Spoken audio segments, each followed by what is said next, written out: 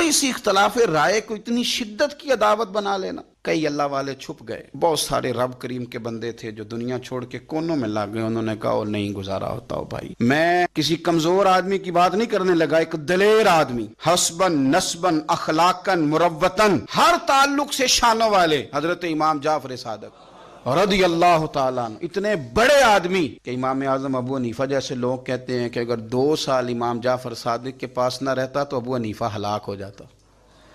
امام جعفر صادق تربیت جب کی تو کن کی امام اعظم کی، حضرت داؤد طائی کی، جناب سفیان ثوری کی. پر شاہ فرید الدین عطار فرماتے ہیں آخری عمر میں امام جعفر صادق نہ حجرے میں بند ہو گئے تھے، باہر نہیں آتے تھے. بس اسی کسے دے کچھ نہیں جلگ دے تے نہ کوئی ساڈا دردی حجرے میں. ایک دن حضرت سفیان ثوری نے منت کیا کہ ان کے بچوں کی، خدام کی، کہ حضرت سے کہو میں پرانا نوکر ہوں، مجھے تھوڑی زیارت کا موقع مل جائے، میری تو آنکھیں ترس گئی ہیں، کرم نوازی ہو جائے. تو حضرت کو جا کے عرض کی کہ سفیان ثوری منت کر رہے ہیں.